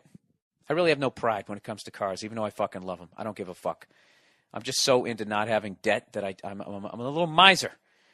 So I get this I go down there, and they go, well, the economy car isn't quite ready. We could give you a free upgrade to this 4-door fucking pickup. And then it just became the only thing that outweighs my miserly ways is I don't like waiting. I refuse to wait. So I go, yeah, fuck it, I'll take it. And then immediately my girl is just like, why did you get that? I can't drive that. It's so big. What am I going to do? And I'm like, we only got it till Monday. Fucking relax. Plus, we got to get the Christmas tree this weekend. All right? Well, you know, Dasher and Dancer and Prancer and Vixen. Comet and Cupid and Donner and Blitzen. If you wonder how I did that, that was not some Phil Spector shit. That's called you just spin it around 360. Away from your mouth, and you just keep talking. It comes back around. You like that? It's a new recording process I just invented. So anyways, I go, yeah, we got to go get the Christmas tree. So for the last 2 years, I have to admit something to you people. All right? I have been going down to get these fucking Christmas trees, and I have been getting the traditional Christmas tree. And we all know what it looks like. All right? It looks like someone on The Biggest Loser about 4 weeks in. That's what a Christmas tree is supposed to be. About that full. You know? But there's these other Christmas trees that I noticed. Not the scrawny ones, but they are minimalist Christmas trees where you can see the entire trunk, and it's like they still have the branches, but it's very like symmetrical. It looks fucking cool as hell. Clean looking Christmas tree, right? It looks like one of those trees in like the Dr. Seuss books, you know? So I go, you know what? Fuck this. I'm going to get something different. I like this tree. It looks fucking cool. I think the ornaments are going to hang off it much better. As you know, when you get one of those full trees, you know, it's a fucking pain in the ass. And then the end of the goddamn, you know, Christmas season, if you're not a dick and you just don't throw it out the side of your car like a fucking some piece of degenerate gambler that owed you money. I said have it by Tuesday, and then you just throw it out the fucking car, right? If you actually do it the right way and you saw it up, it's a pain in the ass and makes an unbelievable mess.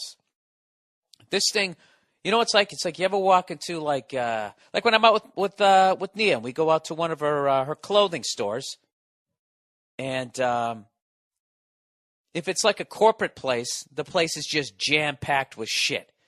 But if it's like privately owned, they go out and they buy these individual pieces. They'll buy a couple of sizes of each things that they like, and you go in there, you pray to God that they have your size. And you go in, and it's very minimalist. That's the sort of Christmas tree that I bought.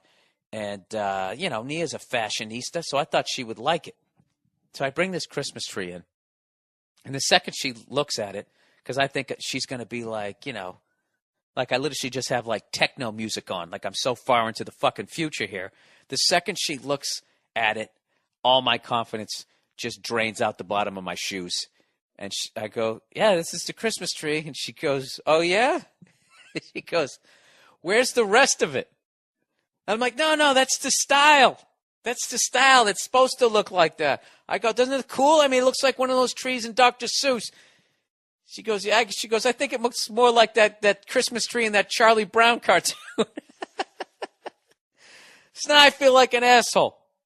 So because I love the verbal abuse that you guys give me every fucking week, I'm actually going to be dumb enough to send a picture of my Christmas tree. Now, granted, it's naked. It's not all dressed up. It's not all dolled up. All right? It's like Charlize Theron in that stupid movie Monster, that rather than chastising her for being a murderous cunt, they actually made a movie that said maybe guys ought to look at themselves and treat bitches a little bit better before they go and start killing you after a blowjob. Wasn't that the message of the movie? That's the message I got. So, anyways, it doesn't have any makeup on, which I think should automatically give it a Golden Globe for being that courageous. It was so brave. It was such a brave performance. Just take a look at the Christmas tree and tell me what you think. I think it looks fucking badass. I love it. I fucking love it. And I stand by it. I'm breaking a little tradition here. So go on the mmpodcast.com. Take a look at my Christmas tree. We'll have a whole section where you can leave your goddamn comments about what a moron you think I am. Or maybe you actually like them. And along with that, you can also look at these YouTube videos. The YouTube videos of the week, people. I just felt like I should have had some theme music right there. At some point, I'm going to have make enough money in this fucking business. I'm going to make a little studio. And I'm going to have all those little sound effects like a real radio show. Like Anthony on Opie and Anthony. He's got all those little buttons he pushes. And Opie's got all his little buttons that they push. Those button-pushing son of a bitches. I want to be one, too. I have dreams. And when I do, I'll have a little fucking theme music here. But until then, you'll just sit there and listen to the awful silence. All right, YouTube videos of the week that you can watch on the mmpodcast.com, the official fan webpage, whatever the fuck you call it, of the Monday Morning Podcast. All right. YouTube video. This is one of my favorite ones. If people puking makes you sick, please don't watch this. But, the great thing of watching a videotape of somebody puking is you don't have to smell it. So you can just enjoy the hilarity that it is. You know what I mean? It's like that shit that people, the vaporizer with weed, where it gets rid of everything, all the toxins. It just keeps the shit that gets you high. This is the vaporizer version of watching somebody puke. Watch this video. This video literally made me cry laughing. Epic beer pong puke. It's got it all. The volume of puke, the noise this kid's making when he's puking, and then the fucking good-natured attitude that this dude has. He has poise while puking. I think Mark Sanchez could learn a little something about this. A little poise under fire. By the way, one of their offensive linemen got hurt. Now watch him run for his fucking life. All right, this game-managing son of a bitch. Oh, I was so right about those motherfuckers. All right. All right, YouTube video, another one. This one is just so fucking creepy. I love this. I want to go on a date with this woman. It's called The Best Model in the World, and I'm sure a lot of you guys have already seen this, and I'm sure Tosh.0 has already put it up. But it's The Best Model in the World hand model. And it's this woman talking about being a hand model. And for a lot of people, it's what she says. But for me, it's the way she just keeps stroking her hands. I don't know what she's doing. but it is so fucking creepy. I want to go on a date with her. I want to take her out to dinner, have her sitting across from me as I tell her about how many brothers and sisters I have and my hopes and dreams in life as she sits there nodding, just stroking her hands. And it would really, I don't know, call me a fucking psycho, but I would really love to just have that experience. It's on my bucket list. Did I spell this right? The next one is Cammy's Secret Parody, Boob Apron. You know that thing, that commercial they have out there where women with the big titties and their boobs are always falling out of their shirt, but they don't like wearing something underneath it to alleviate the problem, so they created this little napkin that hooks onto your bra straps. First of all, let's pause and just say how fucking brilliant an idea that is, as far as just making $1 million. There's chicks out there who just have, efficient boobs. I was trying to think of a nice way of saying small boobs. Comparable, capable titties, right? They're still going to buy them just because I like having different colors, and sometimes I don't want to wear a shirt. And then those other girls who lie to themselves about how big their boobs are, and for some reason they buy a D-cup bra, when they got B-cup titties. I don't know why they do that. Kind of like the guy who goes in and buys the Magnum condom, and then it slips off, and he becomes a fucking father for the 9th time. Just watch that. It's a parody of that. And this next one, all I have is a website, but my web guy is definitely going to have it up. If you want to watch a video of somebody who's about ready to get arrested by the FBI, watch this video. This guy took one of those, those nerds who, rather than going out and getting a pilot license, they go down to an open field and they just fly like a fake plane around, a model airplane, motorized. There it is, motorized plane around. This guy put a camera on it, and he flew around the New York City skyline. Oh, yeah, I'm sure this guy isn't going to get in trouble at all. At least they had the brains to blur out their faces, but the dude is talking on the video. You can hear his voice. They're going to get caught. Some cunt's going to recognize his voice that he went to high school with. By the way, people, if you do something illegal, if you're going to be dumb enough to videotape it, don't put it on fucking YouTube. And of all the fucking cities to do it to, I mean, it's definitely, the footage is fucking cool. But this guy buzzes the Statue of Liberty with this model fucking airplane. And considering the military has those drones that can fly around and just vaporize people, it's probably not a good idea to have one of those flying around. I'm going to go out on a limb. So look for that in the news, everybody. These guys getting arrested in the next couple of weeks. Okay, we also have the YouTube video of the Jets strength coach tripping the Dolphin. If you just want to watch that, and just watch that with my psychoanalysis. Is that all right? My psychoanalysis of that guy. Is that it? I think that's it. Those are the YouTube videos of the week. And what are we up to here at this point? By golly, will you look at that? 53 fucking minutes. I know what I need to do. I need to hype my last stand-up gig, my last official one of the year. I am going to be at the Improv out here in Brea, California, beginning this Thursday, and I'm going to conclude on Sunday. And it's going to be, what's that, December 16th, 17th, 18th, and 19th. And I got to tell you, my new hour is, I'm really happy with where it's at. So I figured something out somewhere during Seattle, right through the Cobb's gig in San Francisco. And I'm really excited. I'm really excited to go out there. So, come on out and see me. How about some Latino people? Huh? Trying to break into this market out here. I don't know how to get in touch with you guys. I started doing that Rosetta Stone shit. I quit it.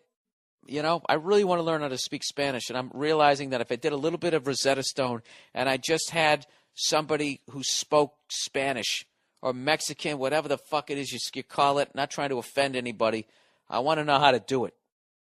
I think it's fucking, I don't know, it's a cool language. I want to learn how to say it, and then I can talk to some Spanish women. Who the fuck am I kidding? All right, so that's it. I'm going to be there this Thursday, Friday, Saturday, and Sunday. All right, if you can't make it there and you're in the San Francisco area, I'm telling you, go see the Black Crowes. Go see them, because I think they're going to take a little bit of a break after this tour, from what I've heard. It just fits into my whole don't go to the automated checkouts. Don't go to see these fucking auto-tuned jackasses. Go see the real fucking deal. All right, there, I'm done with that shit. And with that, is that the podcast for this week? I'm coming up a little short all of a sudden. Am I running out of gas? You know what it is I'm in my vacation mode already. And I'm in a silly fucking mood. I got my Christmas tree, and I'm going to be singing those fucking holiday songs this weekend on stage. I just decided that. Just for the podcast listeners, and I'm not even going to explain why I'm doing it.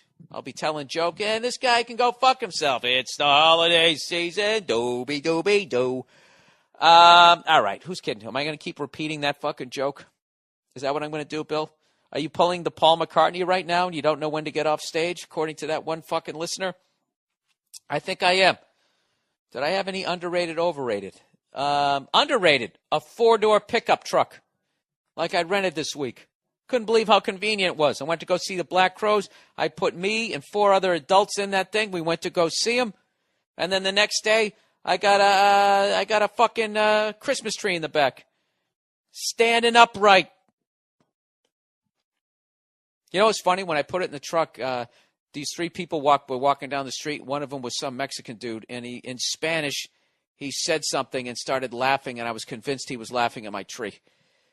You know? Another reason why I would have loved to have gotten through the Rosetta Stone. So I could have said in Spanish, actually, it's not the Charlie Brown tree, all right? Hector, it's supposed to look like that. Thank you gracias very much. Just to freak him out. You know what I mean? Because you know nobody thinks a white dude can speak Spanish. Like, how many times did George Bush catch somebody saying something fucked up as he sat there in his fucking white elite fucking brown penny loafers with no socks and his Pete Carroll coaching pants, right? Jesus Christ, did the Seahawks get their fucking asses kicked this week or what? I went 2-2 this week, everybody. I finally went 500. I got something for gamblers out here that I know you're all going to agree with. All right? And, before I say it, one of the reasons why I didn't do an extra podcast, because a lot of people were asking me, how come right after the Jets game you didn't do a podcast making fun of the Jets? That's because I didn't believe in our defense, and I thought we had a really good chance of not, of losing that game by a couple of points. Just because, when you let up 24 to 30 points, that's what, that's definitely a possibility. And I just thought it would have been bullshit if I came, what the fuck you fucking lost. That's also why I kind of took it easy on you this week, which you probably don't think I did. But, hey, I did defend your fucking strength and conditioning coach. Didn't I? Well, all right then. Why did I just talk about that? Now I can't remember what I was talking about. Oh, here's one for the gamblers out there. So I took the Eagles last night. All right, given 3.5 against the Cowboys. Had they won, I would have gone 3-1, which I desperately needed. Instead, and they drive right down the fucking field. All right, they're down by 3 points, and they can kick a field goal and win the bet. But because it doesn't matter, they just want to win the game. They take a knee and they run out the fucking clock. And this is a rule that I think the NFL should do, subtly, without letting the public know. Because they really can't line up with gamblers or anything. I really think that is in a sign of solidarity for the regular Joe out there who actually had the balls to put money, so believed in your fucking team. If you put money on your fucking team and you have a chance to cover the spread in the final fucking seconds, God damn it, you should do it. Andy Reid, kick the field goal, you fucking asshole. Oh, I needed 3-1. I needed that so fucking bad. So now I'm 2-2. I can't pick a game to save my fucking life. You know what's funny? Was I took Tampa this week. Tampa and Atlanta have been my go-to teams. And for some reason, Carolina has been a little Jekyll and Hyde. So the game scared me. It's a divisional game. I just didn't fucking like it. I stayed away. And I went with the Rams. Because the Saints have been Jekyll and Hyde. And I wasn't buying into this, here they come shit that they've been doing the last couple of weeks. And Sam Bradford has been showing that he can play at that level. 100% wrong on that game. And I can tell you this right now. To save yourself a fucking ulcer, when the team you bet on throws a pick 6, I don't give a fuck if it's in the first quarter. Shut the game off. It's over. It's a goddamn 14-point turnaround. All right, whatever. I've bitch, moaned, and complained enough. We're coming right up on an hour. I think that's a good number, isn't it? That's it. God bless all of you. I hope you enjoyed the podcast this week.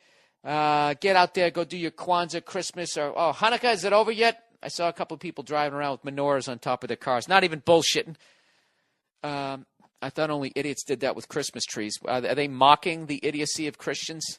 Or are they like, we can be dumb too? You know, like how women do. How come only you guys get to box and have brain damage? We want to do it too.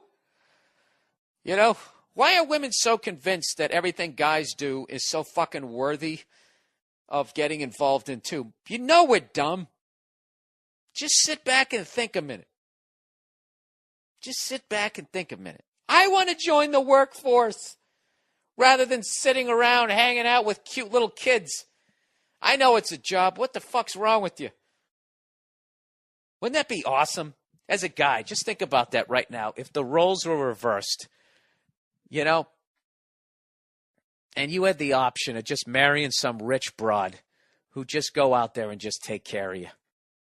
And all you got to do is just keep the house clean and make a meatloaf a couple times a week. You can just tap out. You know, I'm not saying you have to do that, but there's a lot of us out there who would. I do that for a couple. I think I'll be a fucking stay-at-home dad for a couple years and just chill the fuck out, right? Get in incredible shape. I'm so sick of all those broads out there talking. Well, I understand they're out of shape because they had to carry the baby. But if you're a guy, there's no fucking reason why you can't be in shape. You didn't have to carry that kid around. You know? You got all day long to work out. Oh, my God. That would be the shit. I know what you're thinking. These kids, they never fucking go to sleep. Yeah, they do. They take a nap every fucking... You can nap with them. You can figure out a time. You can go out and go buy all kinds of healthy food. And then just chill out. I would get the fucking NFL package. I would just whine to my rich wife and just be like, come on, because I want it. Would you, do like they do the little girl thing when they want something? Oh, I just thought maybe you'd buy it for me. I do that with the NFL package. Just make it a little easier when the kids are screaming. All right? And I would fucking tape every goddamn game. It would be my mission every week that I was going to watch all 16 NFL games or whatever the fuck they have. A couple people have bye weeks, 14 games, whatever the fuck it is. And I would sit there like a fucking defensive coordinator who was waiting for the phone to ring, and was going to get picked up or some shit. And I would watch all of those games. And I would get a gate. I'd get a padded fucking playroom where the kids couldn't hurt themselves. And I'd just fucking get a gate where they couldn't get out. And I'd just stick them in there all day. And play amongst yourselves. And then I would just watch all these games. And every once in a while, I would just throw food in there like they were like, animals at the zoo.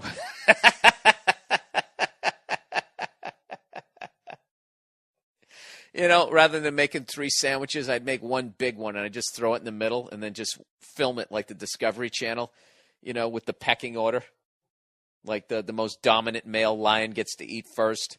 Then all the other ones are sitting there, growling and shit, waiting to see when the biggest one is full, when they can go in. I think I'd like that. All right, that's it. That's the podcast for this week. Please help me out. I want to know about that one-legged gold-digging whore running down the sideline, if she could keep going. I want to know what tuning AC/DC's using on the Flick of the Switch album, particularly House is on Fire and Rising Power. And it'll be funny if it's standard tuning. My ear is just that bad. And what's the last thing? Was there anything else? I know I fucking asked you something else. I don't fucking know what. All right, that's the podcast for this week. Have a great week. Hope you enjoyed it, and go fuck yourselves. All right.